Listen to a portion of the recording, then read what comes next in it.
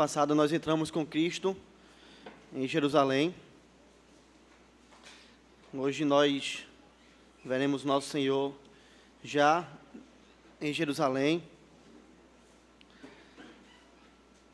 e trazendo uma resposta, uma orientação sobre qual de fato é o verdadeiro Evangelho. Texto intenso, que requer muita da nossa atenção, reverência e apreço. Nós vamos, a partir do versículo 20, então, adentrar em mais uma perícope, mas vamos dividi-la em alguns sermões. Dessa maneira, leremos do versículo 20 ao versículo 26 desse Evangelho. A palavra do Senhor, então, nos diz assim: Ora, entre os que subiram para adorar durante a festa, havia alguns gregos. Estes, pois, se dirigiram a Filipe, que era de Betsaida, da Galileia, e lhe rogaram: Senhor, queremos ver Jesus. Filipe foi dizê-lo a André, e André e Filipe o comunicaram a Jesus. Respondeu-lhes Jesus: É chegada a hora de ser glorificado o Filho do Homem. Em verdade vos digo, se o grão de trigo, caindo na terra, não morrer, fica ele só, mas se morrer, produz muito fruto. Quem ama a sua vida, perde-a. Mas aquele que odeia a sua vida neste mundo, preservá-la-á para a vida eterna. Se alguém me serve, siga-me. Onde eu estou e onde eu estou, ali também estará o meu servo. E se alguém me servir, o Pai o honrará. Amém? Pode sentar. Queridos, não há como negar que hoje em dia o que tem sido vendido para as pessoas, o que tem sido proclamado às pessoas, é um evangelho de bênçãos e um evangelho de facilidades. Se nós cremos na palavra do Senhor, nós sabemos que ela nos ensina que a boca fala daquilo que está cheio no nosso coração. E quando nós vemos hoje muito da pregação, do que se chama de evangelho por essas pessoas, nós podemos ver do que o coração dessas pessoas estão cheios. Afinal, irmãos, não é difícil nós, ao ouvirmos a pregação de alguns irmãos ou de pessoas também que se dizem nossas irmãs, dizerem assim: olha, Jesus te ama e Ele tem um propósito na sua vida. Esse tem sido o evangelho pregado por muitos crentes hoje em dia. Jesus quer fazer muito mais por você. Vá à igreja e a sua vida vai melhorar. Deus quer te abençoar, varão, confia no Senhor. Ele dá coisas boas aos seus, corra para Deus. E em Deus você vai vencer. Em Deus você pode ter vitória. Seus negócios estão dando errado, a sua saúde está ruim, talvez seja por conta de pecado que você cometeu, vá até Cristo e Cristo vai te abençoar. Ele vai fazer seu negócio prosperar, Ele vai curar você. Mas talvez nós olhemos para esse evangelho de bênção e facilidade pregados, pregado por muitos, até mesmo pentecostais. E nós precisamos também nos perguntar, será que são apenas eles? Será que esse evangelho de bênçãos e prosperidade e coisas boas, esse evangelho soft que está sendo pregado apenas por essas pessoas, irmãos? Será que ele não tem entrado também nos arraiais presbiterianos? Será que nós não temos visto esse evangelho soft, esse evangelho bonzinho, nas nossas próprias vidas, no meio da igreja de Cristo, que se reúne talvez aqui em prazeres? Será que esse evangelho não entrou nas nossas casas? Será que ele não tem adentrado até mesmo no nosso próprio coração? Nós precisamos pensar. Afinal, irmãos, o que é que as pessoas mais gostam de ouvir nos sermões? Mensagens que trazem consolo e conforto, e encorajamento, e não que seja errado ouvirmos isso, porque a palavra de Deus também traz isso a nós. Mensagens que tratam do nosso pecado, que falam sobre nós temos a cabeça cortada por Cristo, ou mensagens que falam sobre a gente ser bem-sucedido financeiramente, ter uma vida de paz e tranquilidade. Veja, como é que estaria sendo nosso culto hoje, se ele não fosse em cadeiras confortáveis, com ar-condicionado, com iluminação, com microfones, mas sim em um lixão, escondidos ali das autoridades, em um local onde provavelmente não nos procurariam, Se nós estivéssemos hoje reunidos lá, irmãos, com pessoas prestes a nos prenderem, será que nós estaríamos aqui? O que é que nós mais desejaríamos que Deus nos desse? Uma viagem onde nós pudéssemos ir à Disney, apertar a mão do Mickey, visitar as Bahamas, talvez, lugar extremamente lindo. Ou nós desejaríamos que Deus nos levasse em uma viagem missionária para pregar o Evangelho a alguém que nunca ouviu falar sobre o Evangelho. Qual é o Evangelho mais popular? Aquele que deixa os crentes no banco de domingo, ou aqueles que levam os cristãos a se desgastarem pela causa de Cristo? Um Evangelho que dá tapinhas nas costas, quando nós falamos eles aos nossos amigos, eles nos abraçam e dizem assim, que coisa bonita você nos falou, que mensagem de encorajamento e boa eu gostei de ouvir. Ou aquele Evangelho onde os familiares deixam de falar conosco porque nós pregamos o Evangelho e falamos do pecado. Onde os amigos, em vez de darem tapinhas nas costas, nos dão empurrões e murros e cortam a nossa amizade porque nós falamos do pecado e falamos de Cristo. Não há como negar, irmãos, que muitos na igreja da atualidade, em nossos dias, têm procurado viver um evangelho de facilidade, um evangelho de bênção, um evangelho de tranquilidade, um evangelho de mar de rosas. Mas a pergunta que nós precisamos fazer hoje, sinceramente, é: será esse o verdadeiro evangelho? Veja, será isso que de fato Cristo nos ensina? Isso não é o que o pastor ensina, mas sim, será isso que de fato Cristo nos ensina? Esse texto, ele nos responde sobre isso. Nós estamos em um contexto onde Jesus adentrou a festa da Páscoa, subiu ali a Jerusalém, no momento em que aquele povo celebrava a Páscoa, o povo judeu, o povo de Deus. É nesse período que Jesus começa, então, mais enfaticamente a sua jornada para a morte. É isso que nós temos aqui. E nós precisamos nos lembrar disso. E saber que é nesse contexto que nós estamos na festa da Páscoa, que alguns gregos vão ao encontro do Senhor Jesus e perguntam aos discípulos de Cristo: nós podemos ver o Mestre? E sabe o que esse texto nos ensina, irmãos? Logo de cara, nos ensina que o verdadeiro evangelho nos leva ao abandono da idolatria. O verdadeiro evangelho leva a mim e a você a abandonarmos a idolatria. Veja se não é isso que está no texto. Ora, entre os que subiram para adorar durante a festa, havia alguns gregos. Esses, pois, dirigiram a Filipe, que era de Betsaida, da Galiléia, e lhe rogaram: Senhor, queremos ver Jesus. Filipe foi dizê-lo a André, e André e Filipe comunicaram a Cristo. Como nós bem sabemos, os judeus subiam pelo menos 3 vezes ao ano para adorarem ao Senhor. Nós vimos isso nos salmos de romagem. Eles iam às festas, iam adorar a Deus, e aqui em especial eles faziam isso porque era o tempo da Páscoa. Saíam de onde estavam, deixavam tudo, deixavam conforto, deixavam suas casas, embarcavam em uma jornada perigosa, desgastante, cansativa, que podia levar dias de viagem para chegarem à presença do Senhor e adorarem ao Senhor junto com o povo de Deus. E é isso que nós temos aqui acontecendo. Aquilo que nós vimos no salmo de romagem está presente aqui agora. O povo subiu para adorar o Senhor durante a festa da Páscoa. Mas há algo interessante na narrativa, porque o versículo 20 não vai falar apenas de judeus, vai falar agora também de gregos. Vai nos dizer que haviam alguns gregos ali. E quem eram os gregos, irmãos? Quem é esse povo chamado de grego? Quem é esse povo? Os gregos, obviamente, não eram judeus. Os gregos não eram o povo de Deus, o povo da aliança. Os gregos eram gentios, eram homens alheios ao Senhor, eram homens rebeldes, eram homens que não amavam ao Senhor. Eram homens que se prostituíam diante de inúmeros deuses, eram homens idólatras. Nós vemos isso claramente na fala do apóstolo Paulo, quando ele prega em Atenas, cidade na Grécia, e os irmãos devem se lembrar muito bem de Atos 17. Deixa-me trazer alguns textos aqui desse trecho, para você poder refrescar sua memória. O versículo 16 vai dizer que quando Paulo esperava em Atenas, o seu espírito se revoltava em face à idolatria dominante daquela cidade. A cena aqui é Paulo está em Atenas, ele olha quanta idolatria havia ali por parte dos gregos, e ele se revolta, como é que esse povo está abandonando o Deus verdadeiro e adorando as estátuas. Paulo, um homem corajoso, servo de Deus, que entregou sua vida de fato a Cristo.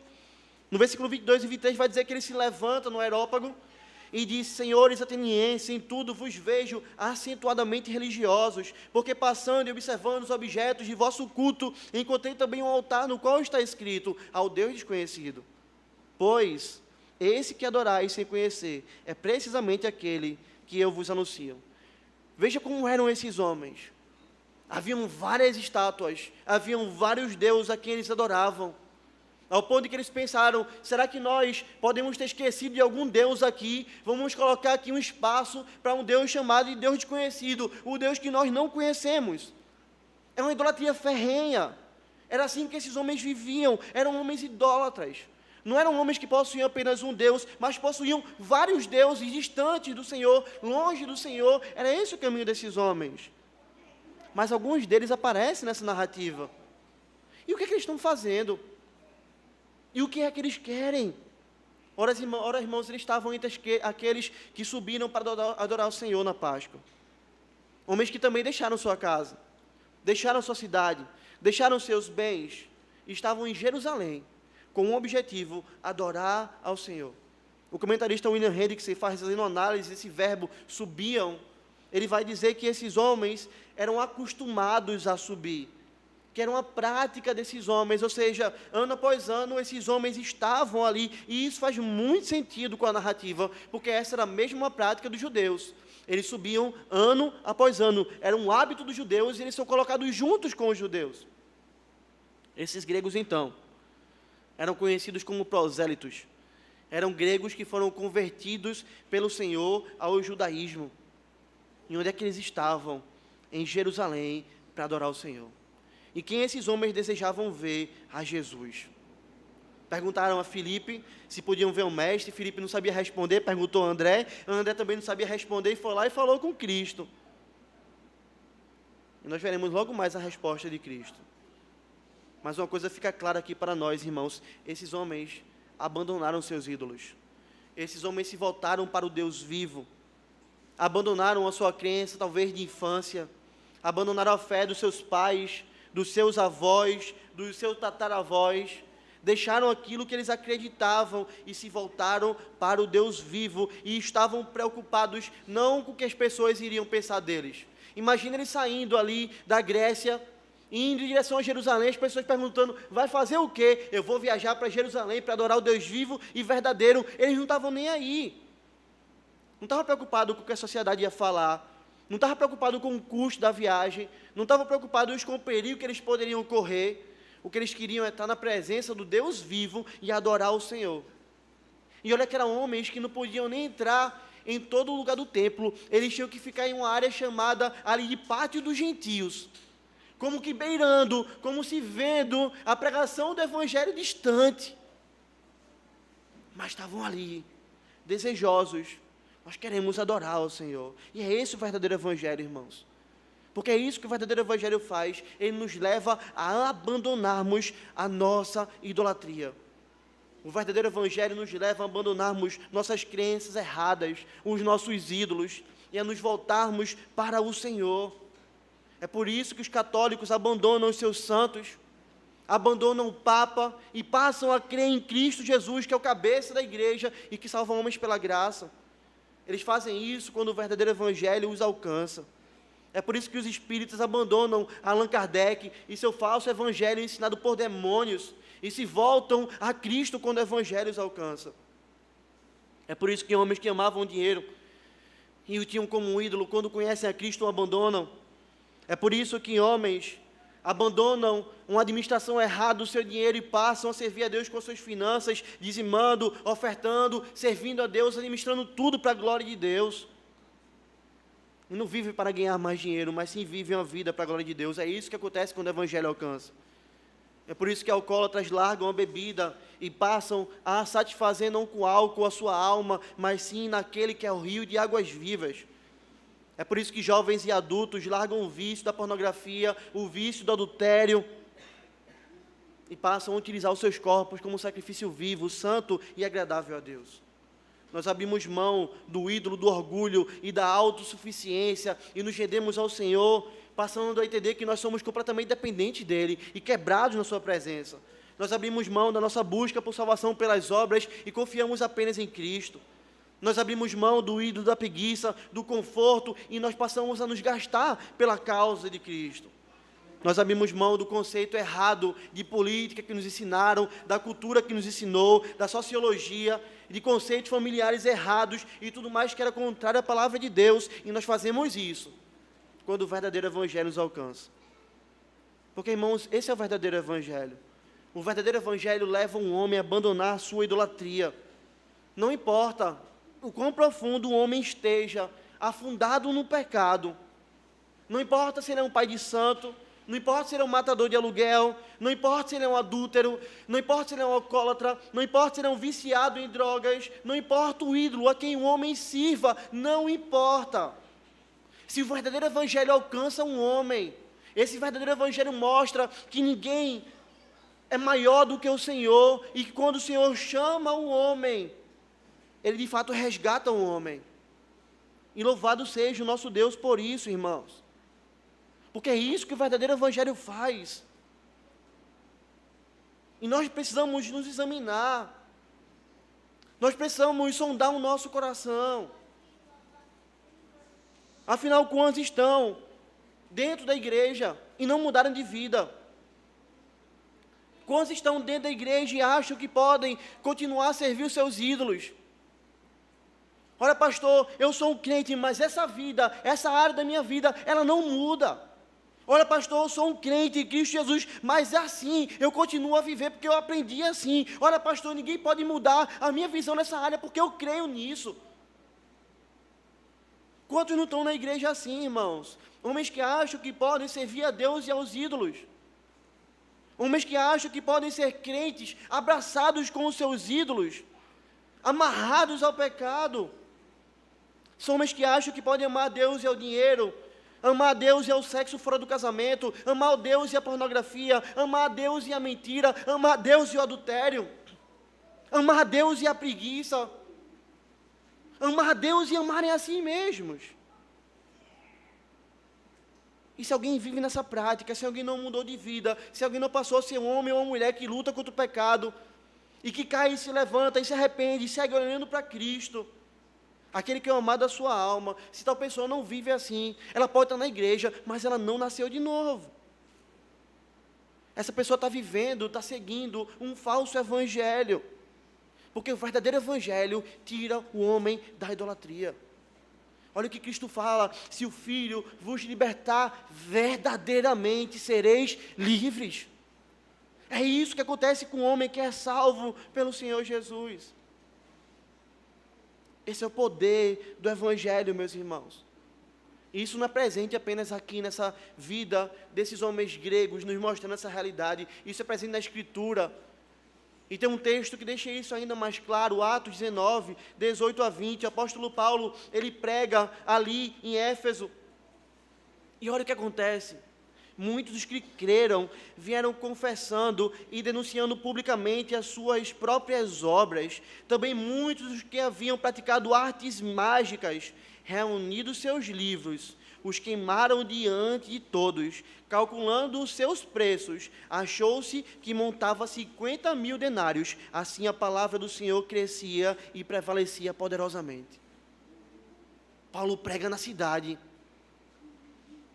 Homens que faziam mágicas, homens que eram ali, de fato, bruxos, digamos assim, uma sociedade caída, abraçada na idolatria. Quando Paulo prega o Evangelho, e as pessoas se convertem, elas vêm à praça pública, elas queimam os seus livros. Veja quanto dinheiro foi queimado aqui.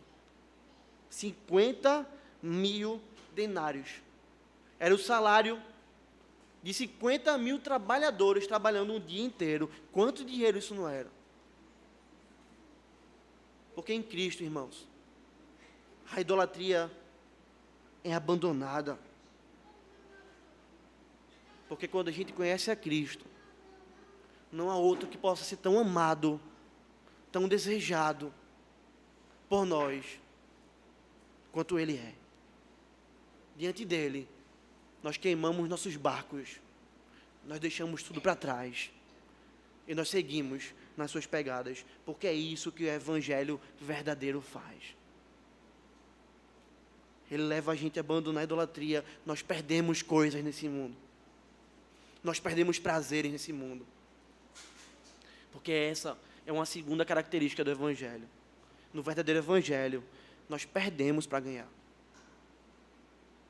O verdadeiro Evangelho não é um Evangelho onde nós apenas ganhamos coisas.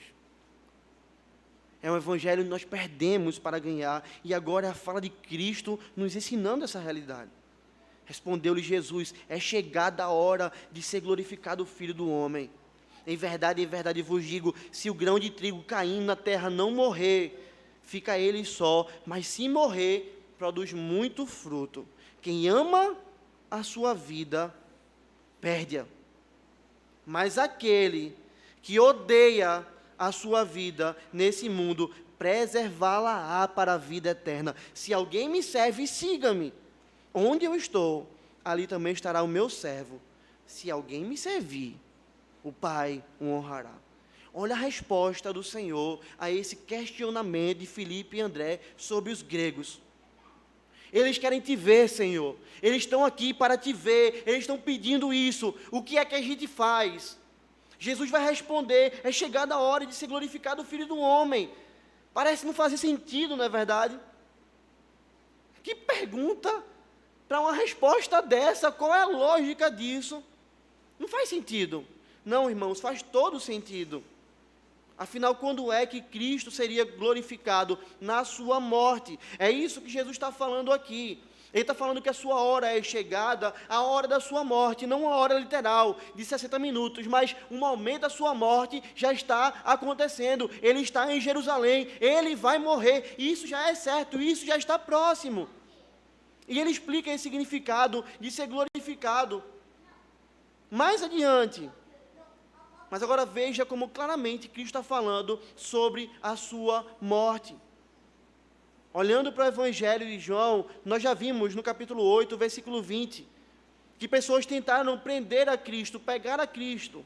Proferiu ele essas palavras no lugar do gasofilaço, quando ensinava no templo, e ninguém o prendeu. Por quê? Porque ainda não era chegada a sua hora. João 8, 20.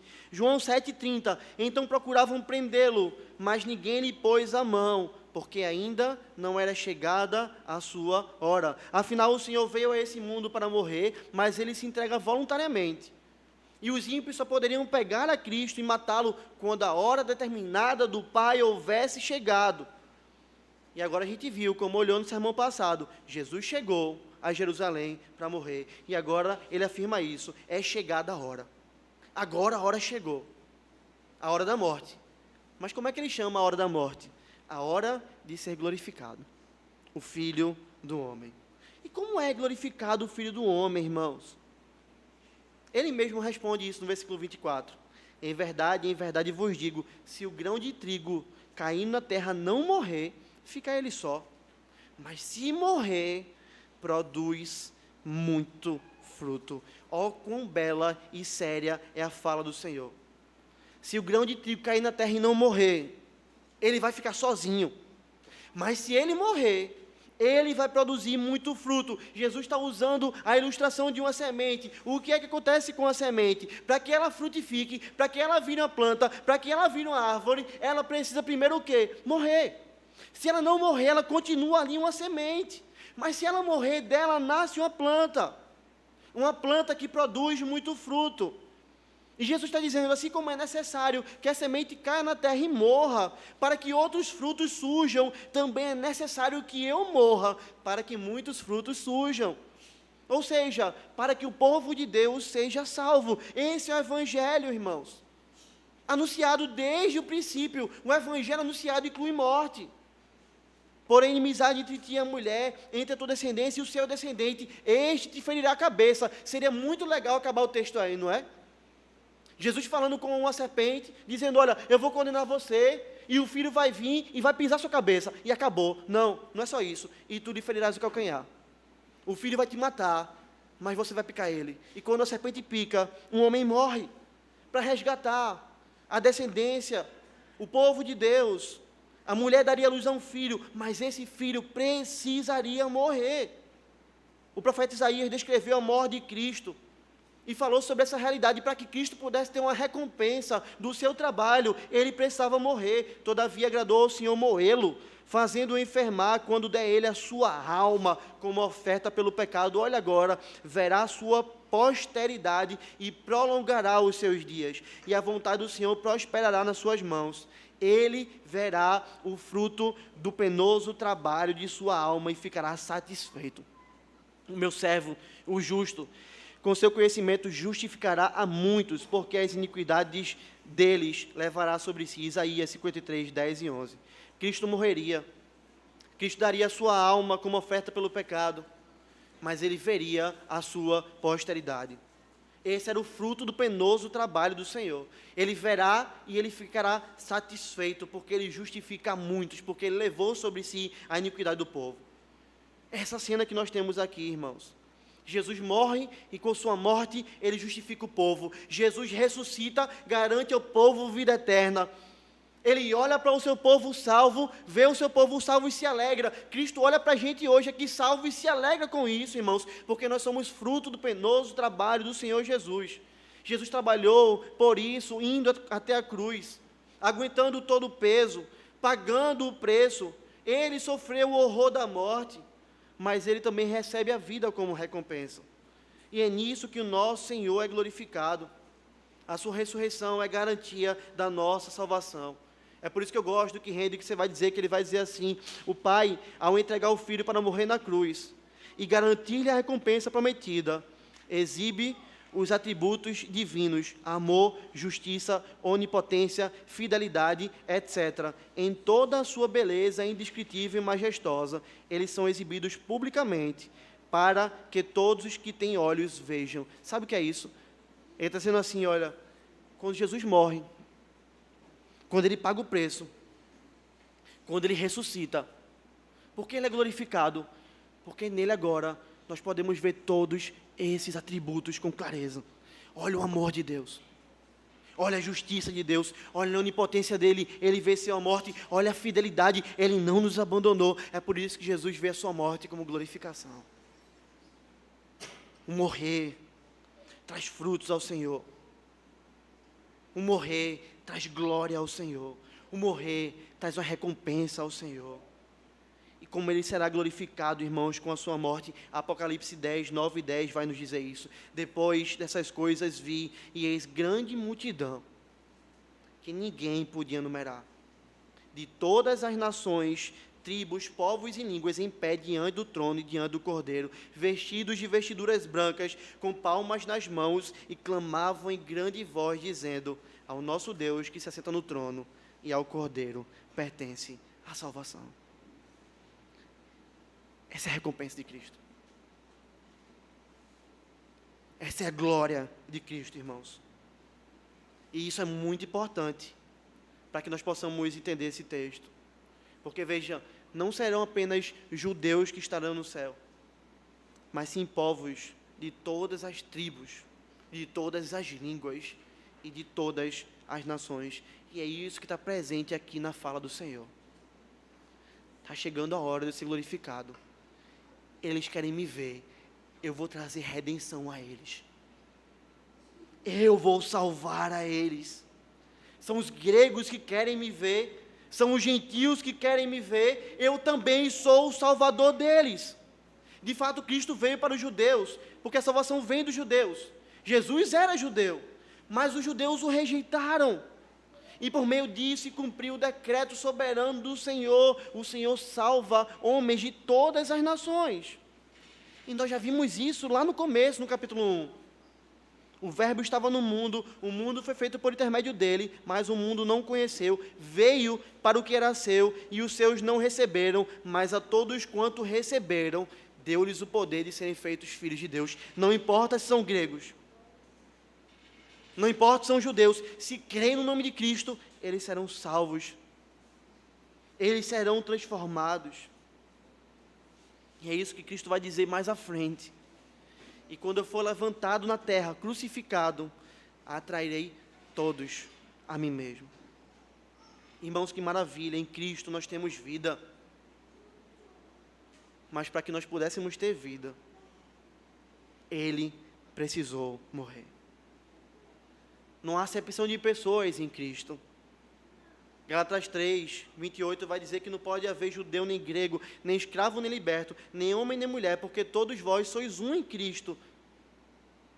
Nós fomos resgatados pelo Senhor. Nós somos a recompensa do Senhor. Mas para que isso fosse possível, o nosso Cristo precisou pagar um preço enorme por nós. Ele teve que perder a sua vida. Ele não se portou com coisas passageiras. Ele não se portou com prazeres momentâneos.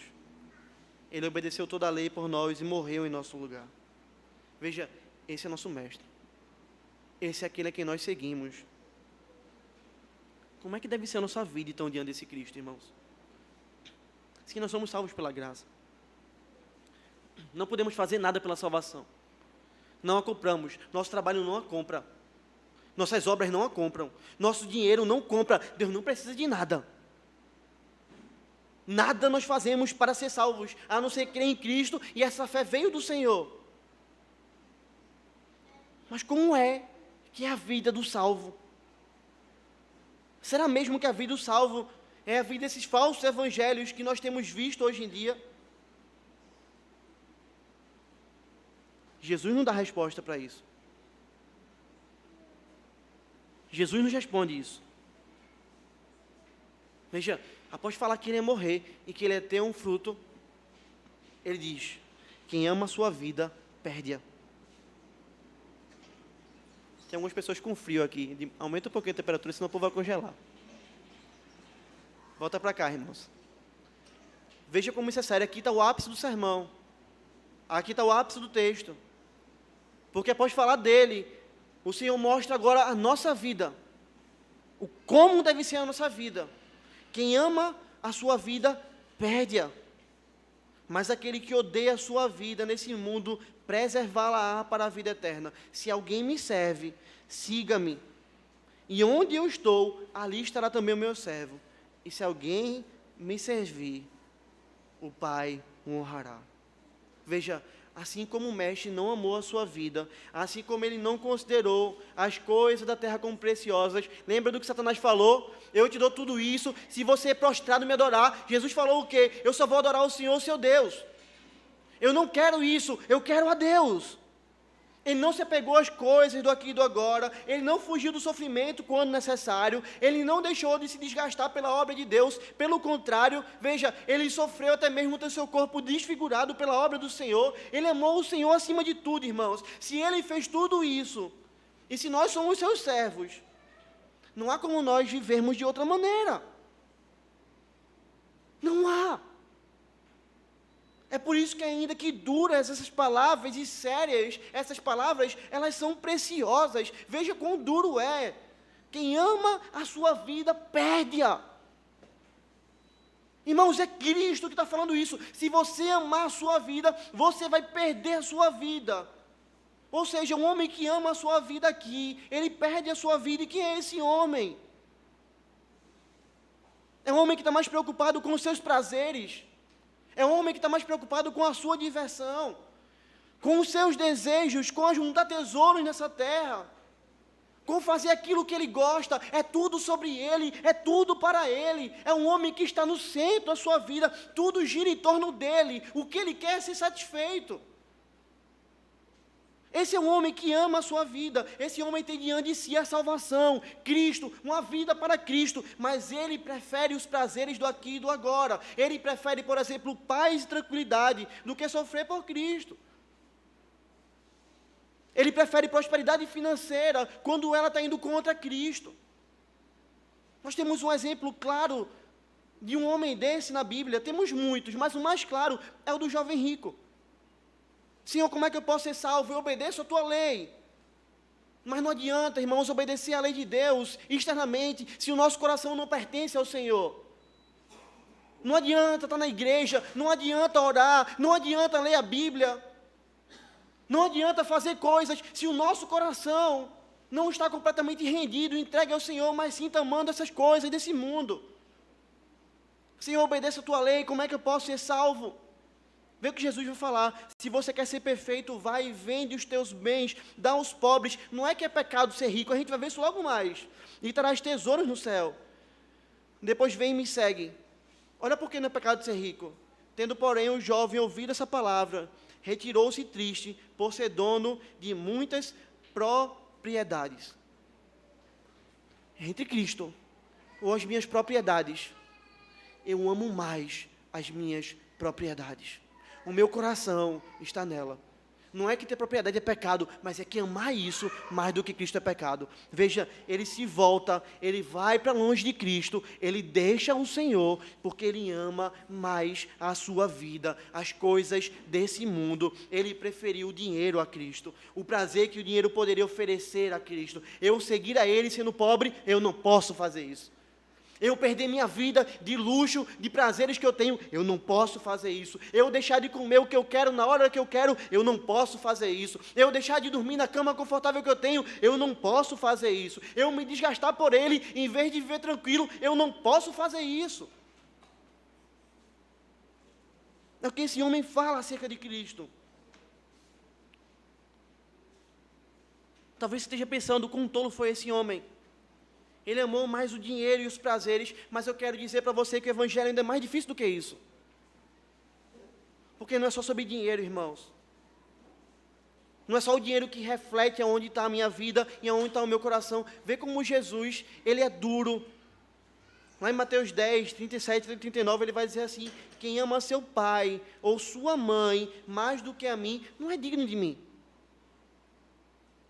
Está vendo? Não é só dinheiro, não. Se o seu pai ou sua mãe for objeto do seu amor e do seu desejo mais do que eu, você não é digno de mim. Eu não quero você. Quem ama o seu filho ou sua filha mais do que a mim, não é digno de mim. Seu filho pequeno, seu filho grande, aquele que nasceu de você, se você ama ele mais do que a mim, você não é digno de mim.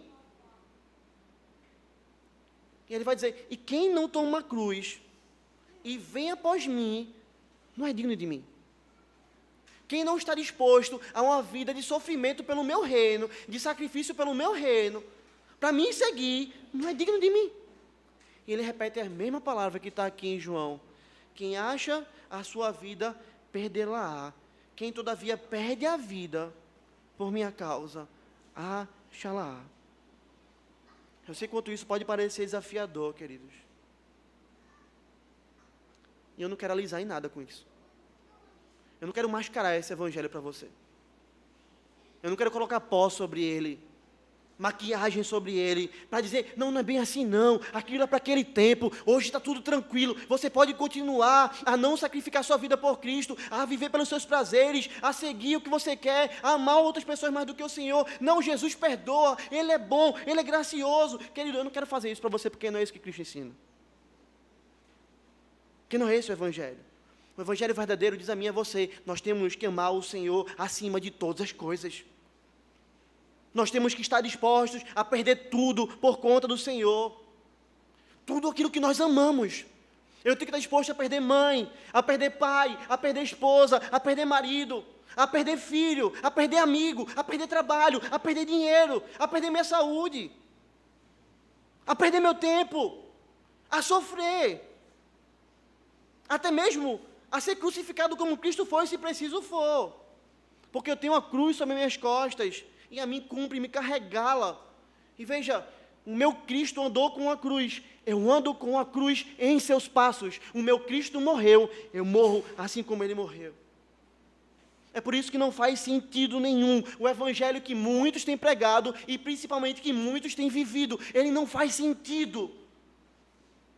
Eu não posso pregar no meu trabalho, porque se eu pregar no meu trabalho, eu perco o meu emprego. Eu não prego lá, pastor, porque meu chefe me demite. Veja, se você vive esse evangelho, ele não é um evangelho bíblico, ele não faz sentido, ele não é o verdadeiro evangelho. Eu tenho vergonha de pregar, pastor. Se você se vergonha de Cristo, ele vai se envergonhar de você. É a palavra dele. É por isso que não faz sentido um evangelho que muitos têm vivido, dizer assim, eu não tenho um tempo para trabalhar para o Senhor, porque se eu trabalhar para o Senhor, eu não ganho dinheiro, ou tanto dinheiro como eu poderia ganhar. Eu não tenho um tempo para fazer um ministério para Deus com excelência. Eu faço o resto, porque se for com excelência, inclui sacrifício. E eu não quero isso. Se você faz isso, isso não é o verdadeiro evangelho. Isso não é. Você está amando dinheiro, trabalho, coisas desse mundo mais do que o Senhor. Eu não posso discutir uma roda de universidade e falar sobre Cristo, porque senão eu perco meus amigos. Isso não é o verdadeiro evangelho. Eu não sou dizimista. Porque se eu dizimar, eu não vou ter dinheiro para o meu lazer, eu não posso fazer aquela viagem que eu sonho, aquilo que eu planejo. Eu preciso fazer isso que eu gosto, aquilo que eu gosto, mas eu não vou ser dizimista. Por quê? Porque senão eu perco o meu prazer. Isso não é o verdadeiro evangelho. Não existe essa perspectiva de que o crente se converte e o bolso se converte depois. Não, você está amando dinheiro mais do que o Senhor. É isso que você está fazendo. Eu não tenho tempo de discipular os meus filhos, porque senão eu perco o jogo do esporte. Eu não invisto em missões. Porque se eu investir em missões, eu não compro um móvel novo para minha casa. Eu não estou disposto, nessa fala de muitos, eu não estou disposto a ir a um lugar distante como missionário. Porque eu tenho medo, pastor. Porque eu não gosto. Porque lá não tem estrutura. Porque isso não é para mim. Eu não estou disposto a abrir mão do meu lazer para cultuar o meu Cristo. Quantos fazem isso hoje em dia? Eu não estou disposto a abrir mão de ir para o aniversário de um parente para ir para o culto, porque eu amo muito meu parente. Deixa Deus de lado ali, mas eu vou para o aniversário dele. Não, eu não quero me encontrar com o Senhor, eu quero me encontrar com meu parente. O seu coração está onde, pelo amor de Deus? Você está servindo a quem, pelo amor de Deus? Eu falto o culto à noite, porque meu filho vai para a escola na segunda-feira. A escola é mais importante do que o culto para você. Do que educar seus filhos aos pés do Senhor. Eu não estou disposto a nada, alguns vivem assim. Porque Jesus exige muito de mim. E é verdade, irmãos. Jesus exige muito da gente. Porque Ele exige toda a nossa vida. Todo o nosso coração. Todo o nosso compromisso. Todos os nossos recursos. Todos os nossos dons. Todos os nossos talentos. Porque é Ele quem diz, se você ama a sua vida, você vai perder a sua vida.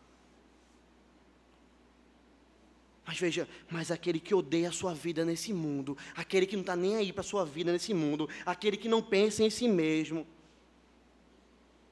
aquele que me serve, aquele que me segue, aquele que está onde eu estou, porque o meu servo vai estar ali, percebe isso? O meu servo vai estar onde eu estou. Cristo está no céu, nós estamos aqui, mas nós estamos onde Ele está, na jornada que Ele teve de humilhação. Nós estamos caminhando numa jornada de humilhação, até o dia que nós seremos exaltados como Ele foi. Se alguém me servir, o Pai o honrará. Amar a nossa vida é perder a nossa vida. Mas odiar a nossa vida nesse mundo, sabendo que nós não levamos nada daqui, e que apenas Cristo é tudo que nós temos para caminhar, é caminhar para a vida eterna. Em vez de nós vivemos, amados irmãos, como esses ditos crentes da atualidade, que acham que pode viver um evangelho de conforto, sem sacrifício. É tão fácil viver o evangelho hoje, não é para muitos? Não é fácil. Quantos crentes você escuta chorando porque está passando dificuldade pelo evangelho? Como é difícil a gente achar isso hoje. Porque o evangelho que eles querem viver é um evangelho fácil. É conforto. É sem entrega. Em vez da gente viver assim, nós temos que viver o evangelho de um Cristo que nos salva e que diz assim para mim e para você: siga-me. Siga-me. Seguir a Cristo é passar pelo caminho que Ele passou. Com a cruz nos ombros, é isso que Ele diz. Seguir a Cristo é viver como Cristo, mortificado, sem vontade própria. Tendo apenas uma vontade: glorificar ao Senhor, assim como Cristo teve vontade de glorificar o Pai. É andar nessa vida, sabendo que a gente vai ser xingado igual Ele foi, esbofeteado igual Ele foi, trabalhando para a glória de Deus igual ele trabalhou, suando como ele suou, passando vergonha como ele passou vergonha, sendo abandonado pelos seus como ele foi abandonado. Os seus discípulos o abandonaram. E aí nós chegaremos à cruz, irmãos. E lá nós morreremos. Não para sermos condenados, não para pagarmos um preço, porque ele pagou o nosso lugar, mas nós morreremos entregando nossa vida a ele, morrendo para a glória dele, morrendo em obediência a Deus. E por sua morte, não é isso que ele fala? Nós chegaremos aonde ele está. Aí sim nós vamos receber a recompensa. Se alguém me serve, siga-me. E onde eu estou, ali também estará o meu servo. Se alguém me servir, o Pai o honrará. Olha a promessa de Cristo. Se você me servir assim, o Pai vai te honrar. O que nós queremos, irmãos, o que nós buscamos. Nós buscamos likes nas redes sociais. Nós buscamos a honra dos confortos dessa terra, a fama, o poder. Ou nós estamos em busca da recompensa do Pai Celestial? Estar com pessoas nessa terra e longe de Cristo por toda a eternidade, ou estar com o amado da nossa alma para todo sempre? O que é que nós buscamos? O que é que você busca? Que evangelho você segue? Quem é o seu Cristo? Você precisa se perguntar isso hoje. Porque o evangelho é difícil. Mas o caminho mais difícil ainda traçou aquele que não tinha pecado. E ele abriu para nós um caminho difícil, mas o caminho que conduz à vida eterna. Entrar por uma porta larga é fácil. Muitos vão por ela. Mas entrar por uma porta estreita é difícil. E poucos acertam ela. O que cumpre a nós é abandonarmos nossos pecados, irmãos. É nos despirmos dessa idolatria, é sermos ali pessoas que buscam a Deus e que rasgam a sua alma e que arrancam o pecado pela força do Senhor. Os prazeres desse mundo, eles devem ser aproveitados, mas contanto que eles não sejam maiores do que o nosso prazer que nós temos no Senhor. Nós precisamos examinar o nosso coração se nós estamos vivendo assim. Ou se nós estamos vivendo, como o apóstolo fala, que é o nosso culto racional. É sempre essa linguagem bíblica. Romanos 12 vai dizer que nós nos apresentamos a Deus como um sacrifício vivo. É sacrifício, como um sacrifício santo, como um sacrifício agradável a Deus. E esse é o nosso culto racional. E Deus chama a mim e a você para vivermos assim. Para apresentarmos a nossa vida como um sacrifício. Está no teu altar, Senhor, está sacrificado. É aquilo que Paulo diz: já não vivo eu não vivo mais, quem vive é Cristo. E vivendo assim, nós vamos educar os nossos filhos. E vivendo assim, nós vamos construir famílias que são famílias que se sacrificam por Cristo. E vivendo assim, irmãos, nós vamos administrar nossos dons, os nossos talentos, não escondendo eles por preguiça, como muitos fazem, mas usando eles no serviço do Mestre, custa o que custar.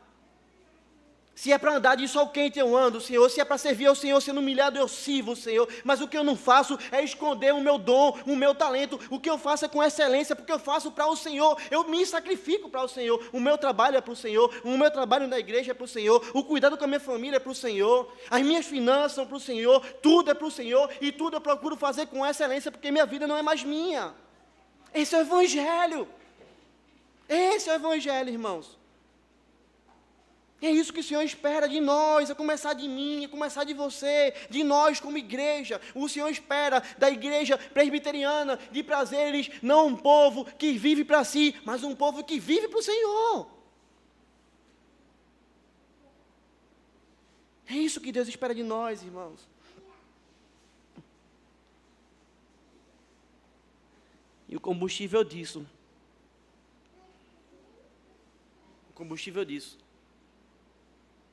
é olhar para o final e dizer: aquilo que Jesus falou. Se alguém me servir, o Pai o honrará. É por isso que quando a gente pensa em parar,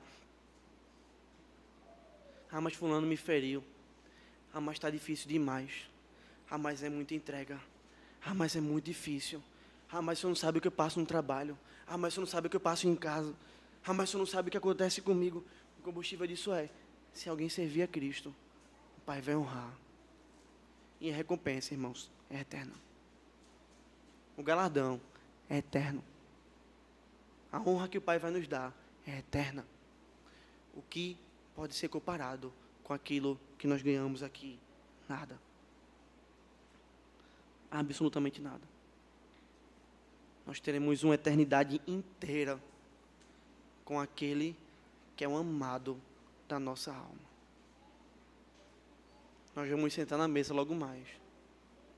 E ele é aquele que diz: eu vou tomar vinho com vocês. Sentado na mesa com amigos é bom, não é verdade? Imagina sentarmos na mesa com Cristo.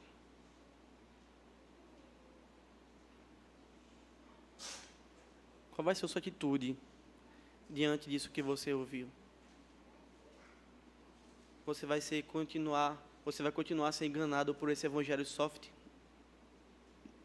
De bênçãos, comodismo, tranquilidade? Ou você vai entrar na jornada do verdadeiro evangelho? Eu me sacrifico pelo meu Cristo, porque eu amo de todo o meu coração. Eu não sei. Mas uma coisa eu tenho para lhe dizer. Aquele que tem ouvidos, ouça aquilo que o Espírito diz à igreja. Ouvir o Espírito e se rebelar contra ele é a pior coisa que um homem pode fazer na sua vida. Aquele que tem ouvidos, ouça. Internalize, viva aquilo que o Espírito diz à igreja. Vamos orar ao Senhor.